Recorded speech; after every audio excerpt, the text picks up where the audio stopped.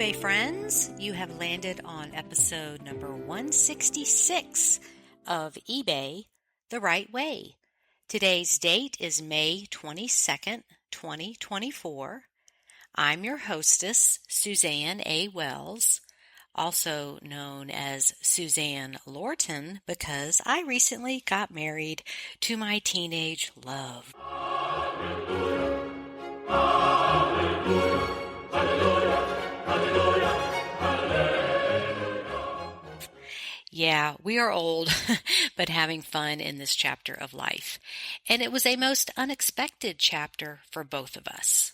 So my message to you is never give up. Miracles happen every day. Okay, enough about me. My guest today is Lynn in Pennsylvania. One announcement. A huge thank you to all of you who encouraged me to try the Goodwill outlet, also known as the bins, again after my miserable failure the first time. My second visit was completely different. The bins were full. They had reworked the tall gaylords so I could see and reach everything, and there were hardly any people in there. I found some great scores, and the $1.59 a pound price makes it a game changer. Make your money when you buy. So I have come over to the dark side and joined all of you bin addicts. I still stand by my strict rule of list everything before you buy more. So I'm diligently listing so I can visit the bins and load up again. Thank you to the eBay community for the encouragement.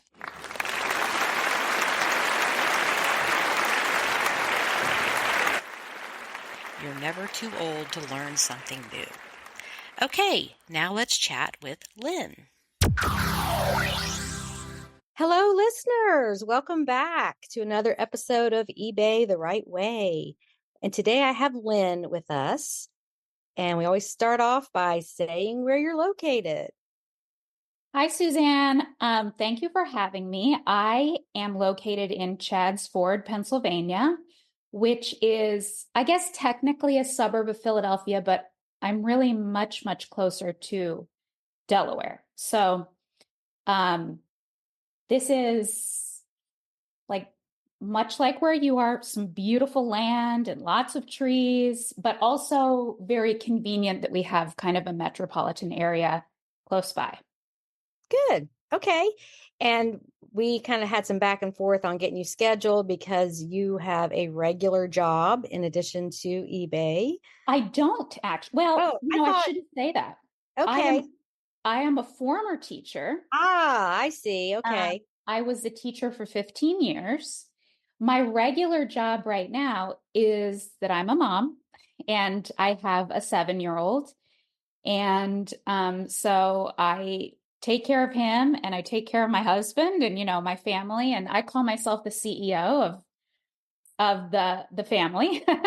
And so that's my regular job. But I was a teacher for a long time. And I kind of feel like I've taken many of my teaching skills and applied them to what I'm doing now with eBay. But as far as every day, it's, mom. Yeah. I'm sorry, I got that wrong. Okay. But yes, you are doing the hardest job in the world. Mm-hmm. And I've been there, done that, the mom job, and it never stops. It's 24/7. And you cannot say, oh, sorry, that's not my department. I can't do that. You'll have to talk to my manager. Right. Or I'm feeling a little bit sick today. So I think I'm just going to take a day off. Yeah. Nope. Can't do it. Yeah. Can't do it. You just have to lay there on the couch with a migraine and let your kid play on the floor. Been there, done that. Yeah. Okay. So we got that straightened out. So let's talk about what brought you to eBay. Well, we moved to our home here in Chadds Ford in 2020. We moved right kind of, I would say, close to the beginning of the pandemic, but we moved in the middle of everything around us being shut down. And I mean, I could devote a whole podcast about that. So I'll spare you all of those details. To make a long story short, try not to move in the middle of a pandemic when nobody really can anticipate what's going on. But we had moved into this new home, and everything was shut down. And all I wanted to do was go out and look for stuff for this new house. And I've always loved secondhand shopping, estate sales. My mom used to take me to these antique marts when I was younger, and I would always kind of complain that she was dragging me around. But I've always loved estate sales. So all I wanted to do was go out and find some new, to me, things for our new house, but I couldn't. So, I mean, it was great having a new home, and we loved it, but I was kind of like itching to find some things for it. And so as soon as the estate sales started to open up, and it was very slow, I took my son, who was only 3 at the time, and I was like, come on, we're going to this. And I ended up finding at this estate sale this cross pen. And I didn't need a cross pen. I mean, but I knew that cross pens were of value. Some of them were of value. So I bought it for $5, and I brought it home, and I said to my husband, I just wonder if I could sell this. It was kind of like, I'm home, and our child is home from school because his school was shut down. And so this would be like a fun thing just to do and to see if I could sell it. And I did. I sold it. It was not even listed for very long, and I sold it. And that was kind of all it took at that point. I got a little taste, and then I was like, oh, all right. And I start looking around the house, like, what else can I find to list? And that was essentially how it began. Okay. And back during the pandemic, yes, I remember just the housing market was just crazy.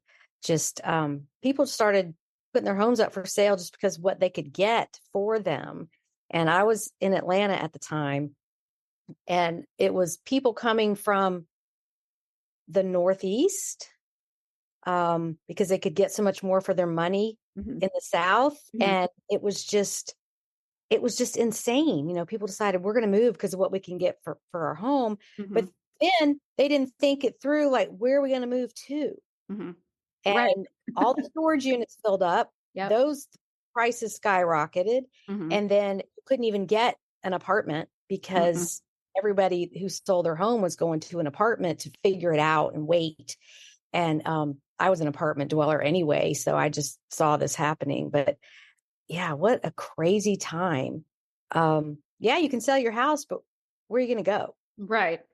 Yeah. Well, as I said, we had a whole thing because we ended up buying the house at the end of January of 20. So the pandemic hadn't hit, but oh, I see. We weren't to close on it until May. And we were selling a house in the meantime. So all of that stuff happened. And it was, if I'm being honest, Suzanne, it's not something that I love to think about because that was hard. That was very hard. There were so many things up in the air and so many questions because no one knew how it was going to turn out. So the fact that everything kind of fell where it should have is something that we feel very, very thankful for. And, like the great thing is that we love where we are. So it all turned out, but even now, the housing market now, places are going up and a day later they're selling and people are waiving inspections, and it's still pretty crazy. It's gotten a little better, but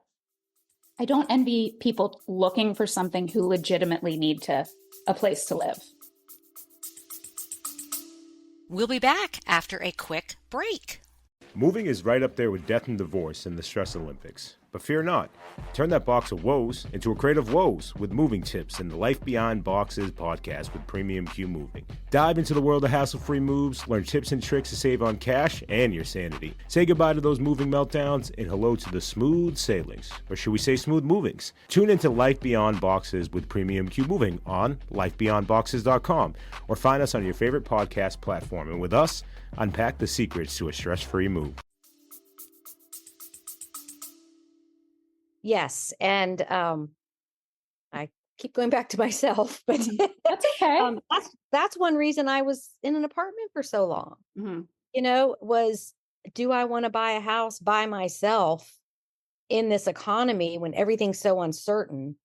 And of course, prices were crazy. So I'm like waiting for that to settle out. But it just, here we are, 2024, 4 years later, looking back, talking about this, and a lot of things still haven't changed back to the way they were yet. Yeah. Maybe And they never will. right. I was going to say, I don't think that, maybe way in the future, but not for a long time. And even fast food, Mm-hmm. which I don't eat that much of it, but it's like half the parking lot is now online orders or pickup or whatever. And that was a huge transition. Chick-fil-A got it right. They need to be in charge of more processes because they got it right. Yes. And like all their restaurants now have at least 2 drive-through lanes. Well, the ones I've seen. And it's very efficient and fast. And all these restaurants are encouraging online ordering and all that kind of stuff, do the app. And yeah, it was there before, but now it's like you go there and you want to go inside and eat. There's nowhere to park because 12 spaces are dedicated to online orders. Right. I So, mean, I do have to like, these businesses are changing with the times and they're adapting to fit the times, which is great for them. I mean, I think that has worked for so many businesses that they've made like a tremendous amount of profit from that adaptation. So, but I mean, I don't love that every place we go now, they ask you if you want to leave a tip. Like, I just wanted to pick up some yeah, pizza, or, that kind of bugs me too. It's like all you did was hand me my pizza. right, right. And so my son, who is, I don't know what he is, like Gen Z or whatever they call it, he's 27. And we were talking about that. I'm like, I'm just giving you a tip for handing me a box of pizza. Right, And right. he's like, Mom, that's just a cash grab. That's their word. Yeah. It's just adding something on. And I think all of the POS, the registers are just programmed like that. Like they can't bypass it. It just asks you that. So I mean, it's like, dude, you're already getting paid $12 an hour to stand there and hand people their pizza. What more? No. I know. Yeah. Okay. Well, enough of the real world discussion. Yeah. So you want to start talking about some things that you sold back in the early days, maybe that surprised you or, or just interesting. They don't have to be high dollar, just stuff that had an effect on your opinion of eBay and kept you selling. Well, one thing that when I started doing this, I said I went to I immediately just started looking around where we were because I thought, I mean, this is great. Selling stuff is great, but I don't know enough about what I'm doing yet to effectively go out, purchase something, and then hope to flip it for a profit. So I started at home and I started looking around and I thought, we've had this vase for a while and I'm kind of feeling like it's just taking up space. So let me try that. Or these candlesticks, we don't really need these. So I'm going to go ahead and put these up. And my feeling, especially in the beginning, was let me just see what works because it was still very trial and error for me. And I kept the stakes very low. I mean, my investment was extremely low. So it was like, if this doesn't get any views or if this doesn't sell after a certain amount of time, then I mean, I just either put it back on my shelf or I donate it or I give it away, something like that. So the stakes were low, but I do, as far as what I'm surprised about that people have purchased from me, I am really surprised that people want vintage sheets and vintage. I've sold a number of pillowcases, vintage pillowcases. And I understand like I understand it from the nostalgia point of view because I love that aspect of it. Like, I had these sheets when I was a little girl, and now I'm 40 years old and I want them for my little girl, or I want them again because I loved them and they just, bring back that feeling of nostalgia for me from my childhood. But I'm still so surprised that there are things that people will buy that are not new in package, new old stuff. No, these have been on someone's bed possibly for 25 years or more, and you want to buy them. So I would say things that kind of fall into that category, I'm always amazed by. Now, let me tell you, I am at those church rummage sales and those estate sales. I'm always like going for the sheets because I feel like even if you go on Amazon today and you look for sheets, they're in the 70s and 80s and even in the 90s, sheets were made much different than they are today. So they don't make really bold patterns so much, and they're not 100% cotton now. It's usually, they feel like very slippery. And so I get it in the respect that people want those things, but still I'm amazed at that feeling of, I want to buy something that's really old that possibly somebody has slept on for a million nights or whatever. That's just one thing that comes to the top of my head. So are you talking about like children's character sheets or like the older Ralph Lauren, Waverly, big, fat, flowery 90s sheets? I'll just say yes, both. Okay. I'm talking about yes, Ralph Lauren. I'm trying to I just not too long ago sold some Royal Canin. They were just, yes, big and flowery. There was Martex did a collaboration with Liberty of London, and I found one of those pillowcases for 50 cents at a little church thrift shop, and someone bought that. So it's like, yes, the bold patterns, but also Teenage Mutant Ninja Turtles from 1989 or whatever it is. So yes, to all of the above. Well, as far as the children's character sheets, this was a thing 10, 15 years ago where people would buy the sheets and make tote bags and maybe a valance for the window. Yes, right. Window treatments. And so they didn't even have to be perfect. They could have whole stains, and it was just that particular strawberry shortcake or Smurfs or whatever the character was. And I do have a friend in Atlanta who we did some thrifting together, and she was all about vintage, and she just loved finding vintage sheets to put on. And it wasn't even for her kids. She just loved having them. And now she's a grandma, and she's got her grandkids sleeping over and stuff, so she's using them. But and she also would buy that Pretty Princess game from the 90s, and she was just she was a teenager in the 90s. So Mall Madness. Yeah, sometimes it's just they're not even using the thing for what it was intended for. It's a recycle, upcycle, repurpose, whatever you call it. But those character sheets, I look for them all the time. I've only found a few of them, but those can be very sought after. And make sure you're shipping internationally. A lot of them go to Japan for some reason. They're just crazy about the Disney stuff and any of these cartoon characters.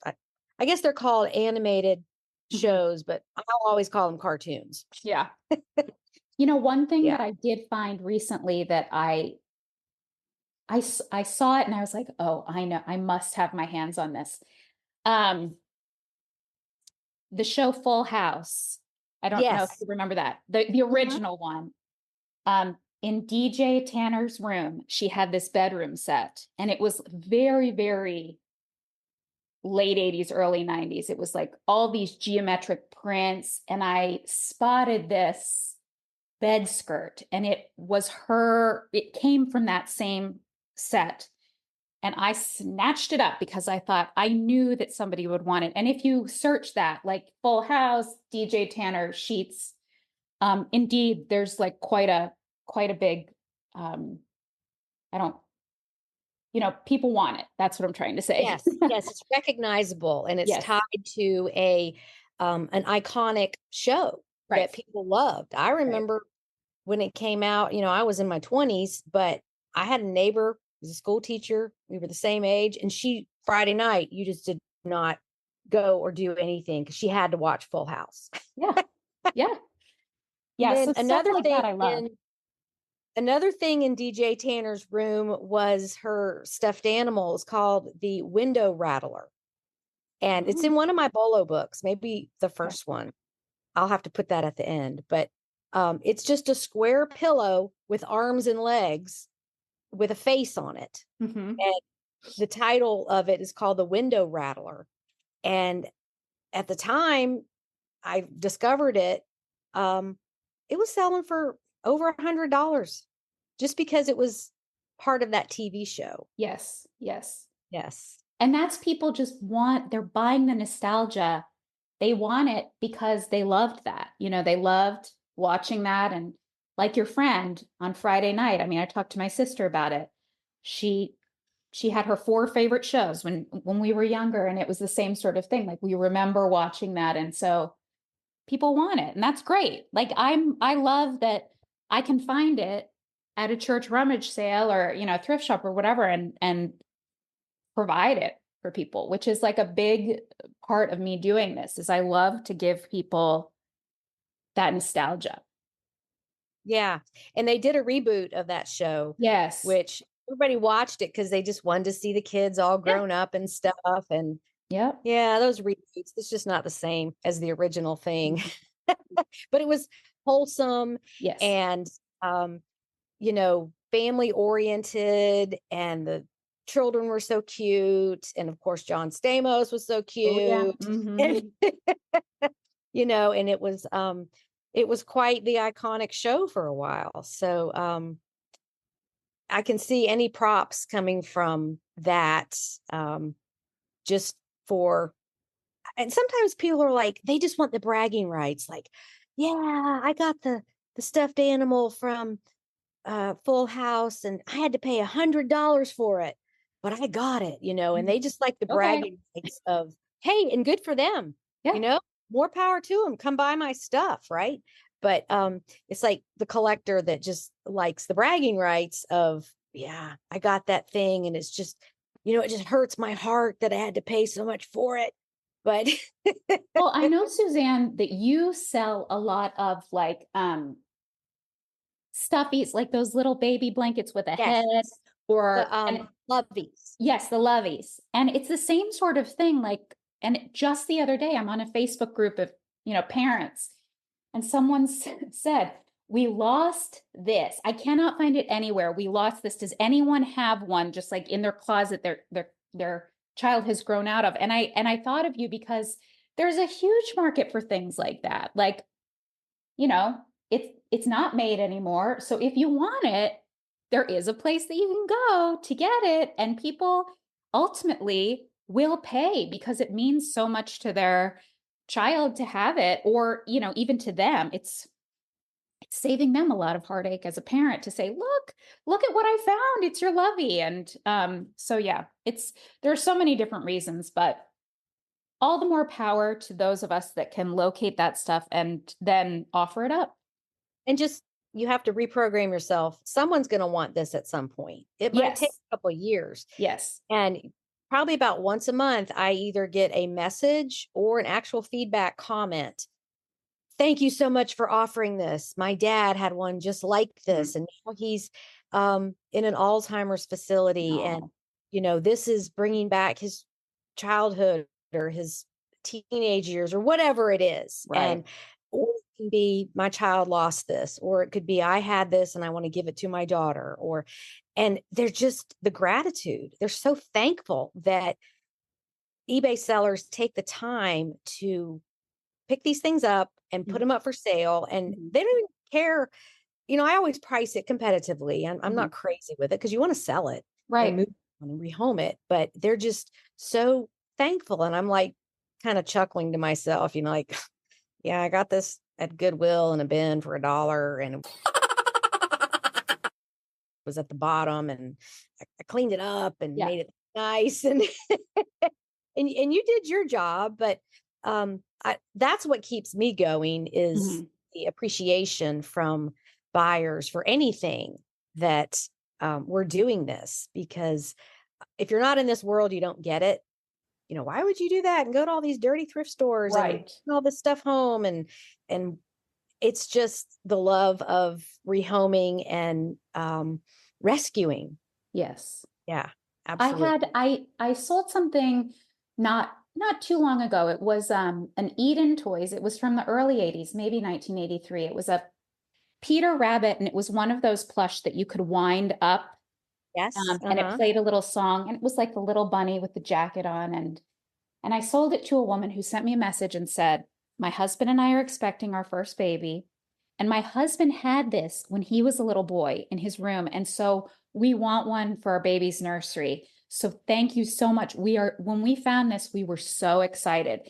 And I, just as you say, it just made me so happy to be able, to have that for her as an option for her to purchase. But that's great, because now you're happy, your husband's happy, and hopefully the baby will like it too. Absolutely. Yeah. Okay. Well, what else you got on your list? I'm trying, what I've sold a lot of lately? I feel like I was looking back at some of my solds. I have sold a lot of American Girl doll books in full sets, and they're the ones with the white covers, and most of them are Pleasant Company publishing. Some of them are Scholastic, but they're the older ones from when Pleasant Company and American Girl first started. And I feel like every single set of those that I have acquired, I have sold. And that's of no surprise to me, because American Girl still hot, hot, hot, especially the vintage ones, the Pleasant Company, before American Girl was sold to Mattel. I feel like that stuff will always be in demand. But every time it sells, I'm like, oh, great. So now I can look for more. That's like something when I go to a kid's sale or a book sale, I'm always looking for those for sure. Well, and it's funny you say that, because I have started looking on Facebook Marketplace for things. Yep. Because my sourcing situation has changed, which yes, is different. Yeah. And so I saw a lot of American Girl stuff for it was like the furniture and some clothes, but they had all the clothes in a Ziploc bag. You couldn't really tell what was in there. And I asked for more photos, and the person never answered. I was so interested in buying that, even if I just broke even, to learn about it. That's and right. think about what things are worth. That's kind of my direction now, is just getting, lots of things, or things I can work through and learn on, because I'm seeing all these different things. But I was like, and her price, I didn't know. I couldn't tell what was in the lot, so I couldn't figure out if the price was good or good not for a retailer. It might have been good for somebody who just wanted the stuff to play with for their kid, but yeah. And so, as someone who's very meticulous about my listings and making sure the buyers can see what they're getting, it's just frustrating when you find these lots online and their pictures are terrible and you can't even see what's in it. I It's agree. like, sell this or not? Show me more pictures, Right. I agree. Because something like that is, especially if it was all older and authentic, you could, piecing all of that stuff out, you could really do well. But I know that I feel like now with American Girl, especially that older stuff, that Pleasant Company stuff, a lot of people are keen to what's happening. And so, especially if it was their own and their mom kept it in a box in the garage and they've just come upon that box, they're finding their Molly or their Samantha and all of the little accessories and the dresses and the bureau and the chair. And and they're getting keen to sell those things on their own. And I mean, I also look on Facebook Marketplace, and I've seen you can buy Samantha and her closet for $1,000. And I'm like, well, I'm not going to buy it for $1,000. And I actually don't think that you are going to sell it for $1,000, but more power to you for, trying. Right. But yeah, it's one of those things where if somebody has it for a good price, then, and they want to sell it, they for sure should be giving you as much information as they can so that you can make an educated decision about what exactly you're buying. Yeah. And I not think just say, you're right on some of these things, like American Girl. It's like Pyrex now.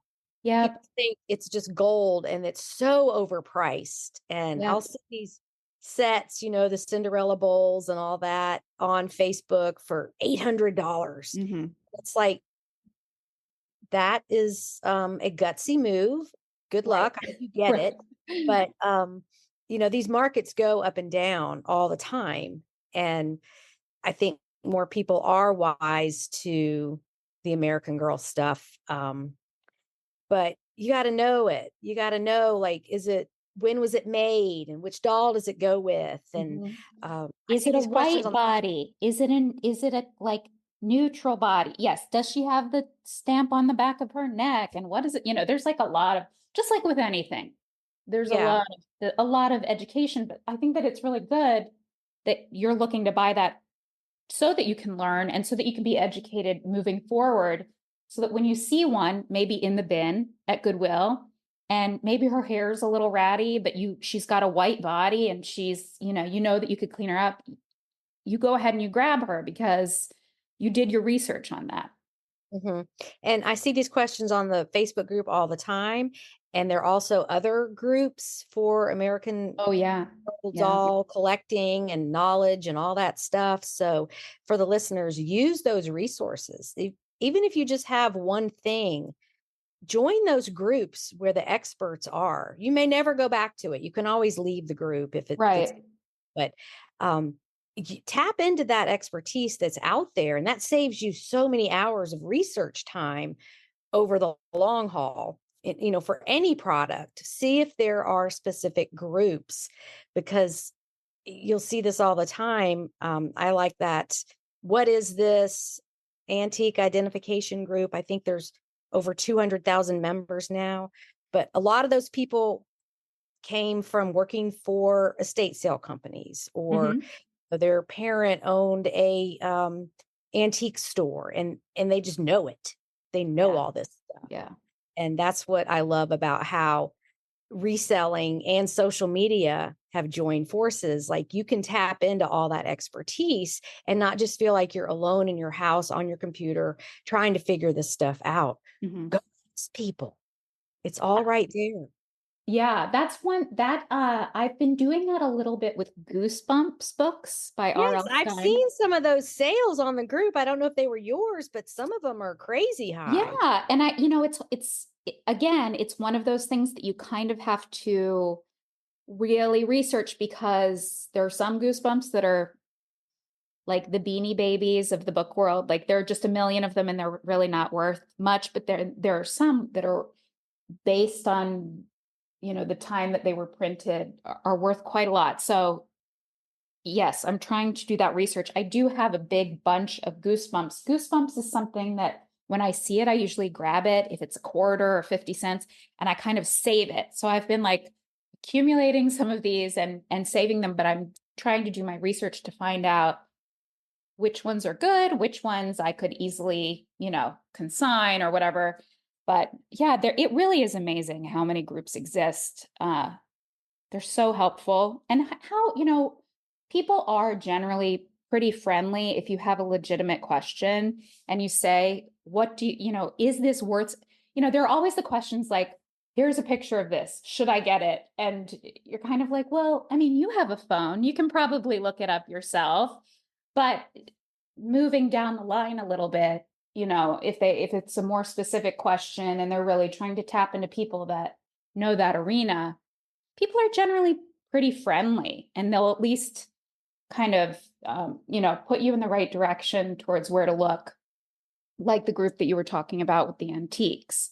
Mhm. So I find all of that sort of stuff extremely helpful, especially since I would still consider myself, there has been a lot that I've learned over the past couple of years, but I have a lot more to learn. So I find groups like that very helpful. Yes. And back to the people sending pictures, should I buy this kind of thing? Um, I think that's just human nature of being a little bit afraid to make that decision, Mhm. especially if it costs a lot of money. I mean, if it's $1, just Right. do Just it. buy it. Just Yeah. buy it. If it doesn't work, do something else with it, redonate it, Right. whatever you're gonna do. But maybe they did a bad buy and it didn't work out, and now they're like a little bit apprehensive of, oh, my decision making isn't good. I better ask somebody else. But um, that's just human nature of wanting input from other people on your decisions, no matter what they are. But in this arena, it's like, if it's cheap enough, I always say, what's the worst that can happen? I sell it for what I bought it for. Mhm. And Mhm. most of the time it's pretty cheap and it's not a big loss. It's the learning curve. That's the cost of your education. And this is for the listeners, just reminding you that, this isn't a life or death thing. It's buy it and try to sell it and see how it works out. And any seller will tell you, oh, yeah, I did a bad buy. I did that because I was curious. I'd never sold that kind of thing before. I won a lot of postcards on an auction site. And I talked with Julie Norman, who is the postcard lady that's been on the podcast a couple times. And I just reached out to her and sent her a link. And I'm like, hey, I'm looking at bidding on this. Do Mhm. you see anything? Because that's her jam, is Yeah. postcard. And what should my highest bid be? And I don't know, I've never done that before. And so she gave me some great information. I won the lot. It was 1,000 postcards and I paid $100, Mhm. so 10 cents a piece. But that's, even if I don't sell a single one, that is going to be education. I'm going to work through them and see which ones are more valuable. And she says it might take you a year to get them all listed, and Right. it might take years for all of them to sell, but that's a good bread and butter item. Even if it's not a high dollar item, it keeps the algorithm going in your store. You're getting sales. That's right.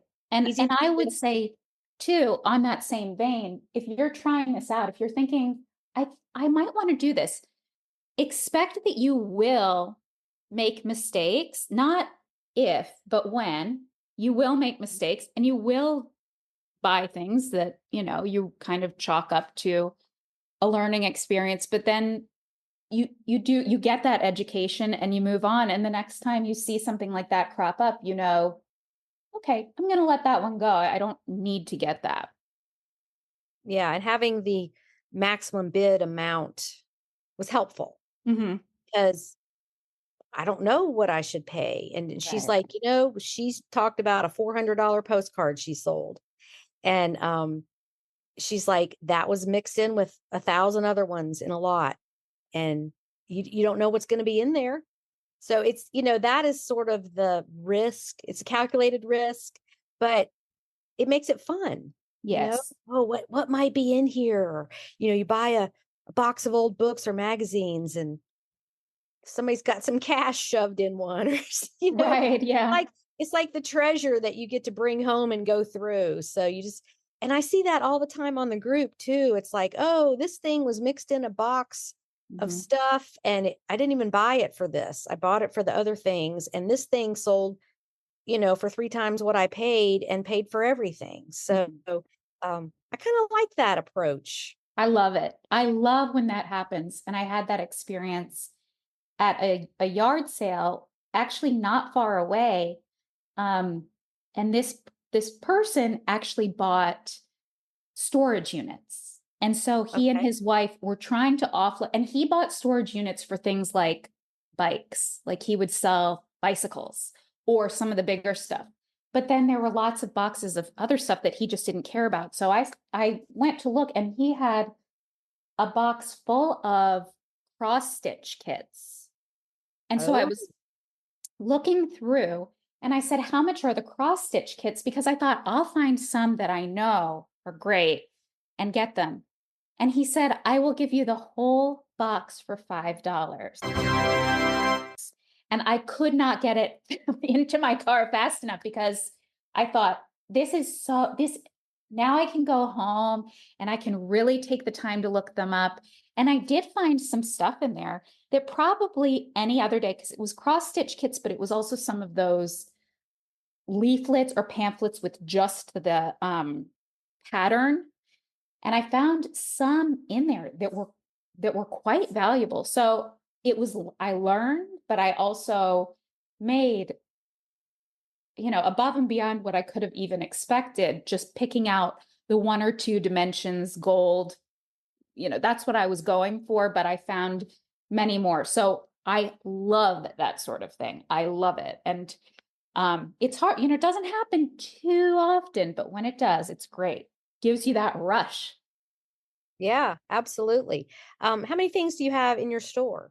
I don't have that many right now because I took a break for a little bit in the winter. Let me see. I'm looking right now. And also because I don't do it full time, but right now I have 169 active things. That's a healthy amount. Mm-hmm. Yeah, I mean, it's fine. I've had more in the past. I also did a big overhaul, I guess you could say. I kind of really took stock of what I wanted to sell and what I needed to clear out because I keep everything at home and I don't have I don't have unlimited space. So I have cleaned up my listings a little and some things have been donated and some things have been consigned. But I try to be pretty intentional with what I list. And like you, I do try to be very meticulous because I want to cut down on people asking questions about it. If I can just provide, you want to know how tall this is, I'll just take a picture with the ruler. That's much easier than us going back and forth about how tall it is. Right. But also, you may be measuring wrong. Oh my God, I had that happen one time. Okay, so I had a clothing item one time where the buyer claimed I measured it wrong. mm-hmm. And the issue was I was measuring from the top of the back of the neck to the hem, and she was measuring from the shoulders to the hem. Mm-hmm. So those photos of the measuring tape are very helpful if there's ever a dispute because you're showing how you're measuring it. They may not be doing the same measurement. And so not that you have to win every dispute, but you could say, well, hey, we're a little confused. We're showing you that this is the measurement from A to B. How are you measuring it? And, and then sometimes they'll admit it doesn't matter. I accept returns on anything, anyway, anytime. Mm-hmm. But sometimes you can diffuse a dispute if you have the photo of that measuring tape, measuring stick, whatever. If they will look at it. Yes. Well, as I always say, reading is fundamental. It's important. I actually just had an auction. I don't do many auctions. I do mainly buy it now, but I had an auction this morning and it was on tarot cards. And in the title of the listing, it says no instructions. It's the box, it's the cards, but there are no instructions. And so the winner, the auction ended and it said you sold it. And not a minute later, cancellation request. And I clicked it and she said, oh, I didn't know there weren't any instructions. I thought it's right in the title. I know. But I said, well, that's fine. I'll cancel it. And then we're going to do a new auction and maybe it'll turn out even better. So, but yeah, it is kind of amazing. So just like you, I try to give people as much information as I can to cut down on, it. The worst would be they buy it and then they want to return it, which is okay. That's not the most terrible thing in the world, but let's try to cut that step out and give you all the information you can use now. So. Yeah. And I think they get so excited when they find something they're looking for. They just buy it without reading all the details. That's right. That's happened to me before where it's like, oh, I've Okay. been looking for this and you're ready to pull the trigger and buy it. And then it's like, oh, this is not the right color, Right. or, oh, this is the wrong size, whatever it is. So just chalk that up to there's going to be human error. Yeah. It's very disappointing when you make a sale and then 5 minutes later you're like, I had this happen last week. I sold a Lovey for like $39 and it just sold for full price. And then the person messaged me and said, oh, I have one exactly like this. I thought this was an offer on mine. Oh, yes. So she clicked accept and she was buying it Mm-hmm. and she thought it was for selling it. And Mhm. I'm like, how those screens are so different. How can you get that confused? But Right. I was disappointed, but she asked Yeah, to you cancel. You gotta right. cancel. She's not And gonna pay then for it. you move on and you keep it moving. That's the thing. You go on to the next thing. I think that's you can't get too bogged down with one thing. Just like the returns. It's not personal. It's not because of it usually has absolutely nothing to do with you and more to do with the buyer, but you can't get bogged down by those sorts of things. So, And that's life in general. absolutely. Usually the problems are something within that other That's person. right. Um, it's not really ever about you. It's just about something going on with them. Hmm. So at least that's how I choose to approach things Yeah. because um, it's usually the way it is. I agree. Okay, we have time for one more story or one more item that you've sold. Oh, goodness. Okay, let me take a little look here at what I've sold. Oh, well, recently I've been getting more into selling books. I'm going to give everybody, I need to be able to find it first. And again, I have found that people love buying books, especially series that take them back to their childhood, things that they read when they were younger that they remember very fondly and want again. Um, so I actually bought a big bunch of books. I kind of was just putting them all in my bag because I could tell that they were older and I could tell that they were, vintage. They were probably from the early 90s. And I put one in there that is this series called Heart Quest. And it's some sort of, it's like a young adult, book, young for like a younger reader at middle school age, maybe, young teen. And I had never seen it before, but I kind of threw it in there with everything else. And I got home and I was looking everything up. I made sure to look everything up. And this book, I ended up selling. I paid 50 cents for it. I ended up selling earlier in April for $159. And it's just this little Wow. paperback book. So everybody look for Heart Quest. And the reason that they're so valuable is because they had a very limited print. So they weren't mass produced, I guess, but certain ones in the series are more valuable than others. The ones later in the series, I think, are more valuable than the ones like number 1 and 2. So that was like a big win because as people that do this sort of thing, you have days that are absolutely wonderful where you sell the Heart Quest book and hooray, this is like the greatest thing ever. And then you have days where you're like, I'm really struggling here because I'm listing every day and I'm not selling as much as I want, or this person just bought something for $12 and that's really not that much.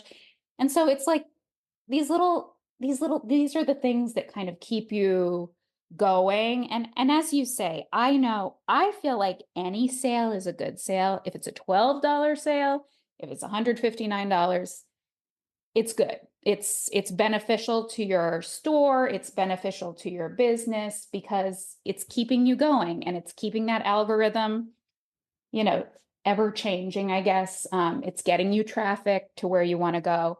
But it is easy to get discouraged sometime. It's easy when you're going out sourcing and you really feel like, oh, I am really finding nothing.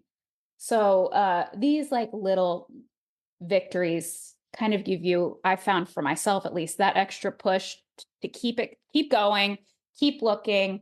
Maybe today wasn't great, but tomorrow might be amazing. So, I guess that's kind of where I am on this journey is keep looking, keep doing the research, keep finding stuff, and look absolutely everything up if you are not sure. Right.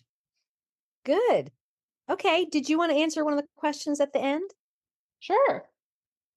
All right. So I have listened. So I love true crime. Love listening to true crime podcasts when I'm driving, or I can, listen to it like when I'm working. I recently listened to a podcast called Bear Brook, season 1. That was excellent. And that's about how genetic genealogy helped to solve a decades old case. That was very interesting. And I also recently listened to one called Media Pressure, which is about the disappearance of Mara Murray in Massachusetts. That was great too. And that's like a story that I've been following for a while so that was very interesting because it's her sister that does that one.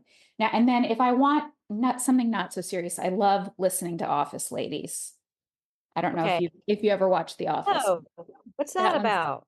So Office Ladies is the Angela and Pam, the two women that played Angela and Pam, and they go episode by episode and give kind of behind the scenes of what was going on in the office. And they've done one podcast episode for every episode of The Office. And so, they just do they've moved through quite a lot of seasons, but it's really fun because if you have a particular favorite episode of The Office, you can go and find the podcast that correlates with it right away and hear about, all the stuff that was happening at the time they were filming it and the writing and things like that. So. Very good. Okay. Well, it has just been wonderful finally meeting you in person, so to speak. Yes, you too. I feel like I'm meeting a celebrity, Suzanne. Oh, stop. And yeah, you do post on the group. So that's one reason I reached out to you because you're a frequent poster. So keep up the great work and juggling everything you have to juggle because you can't go back and do this over again. That's what I tell all the moms, you get one chance and you don't want to think, gosh, I spent too much time on the computer, go to the park, be outside because it just goes by so fast. They grow up so fast and you will never regret the time you spend being a mom. And Absolutely. For me, one of the greatest experiences ever. I wanted to be a mom so bad. So, I didn't start my eBay until my kids were 6 and 8. And it was just, that's just the way it worked out. But I don't know how the ones do it with infants and toddlers running everywhere. And so kudos to all the moms out there that juggle everything and have eBay in the mix because it's not easy. It's fun. It's fun. And the great thing is that, for me is I get to decide what the balance is. And if,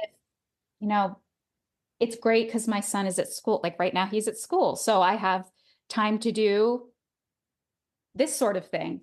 And then when he's not in school, that's the time that I'm with him. And when my husband is home, like we're all together. So the flexibility is great.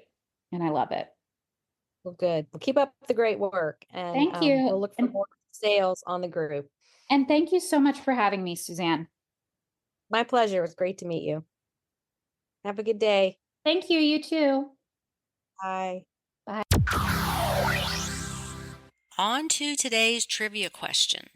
Since Lynn mentioned Goosebumps books, how many are there? Here's a few spooky seconds to think about it.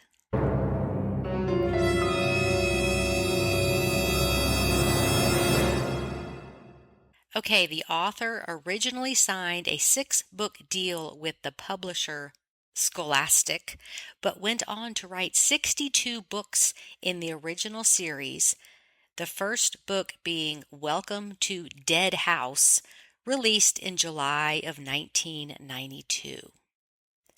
You'll see quite a few lots of all 62 original series when you look on eBay research, and they sell for around $600.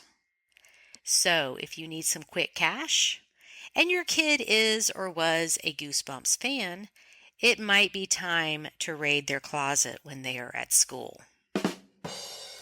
Next week, my guest is Stephanie, who is a professional organizer. She shares some helpful information for sellers to get more organized, as well as how to connect with a professional organizer to get inventory they're going to discard. And that's where my mind went when Stephanie reached out to come on the show. I was like, sellers are going to want to know how to find these people so they can turn that trash into cash. Thank you so much for spending the last hour with us. I appreciate all of you, and thank you for supporting this podcast. Have a profitable and productive week on eBay. Bye for now.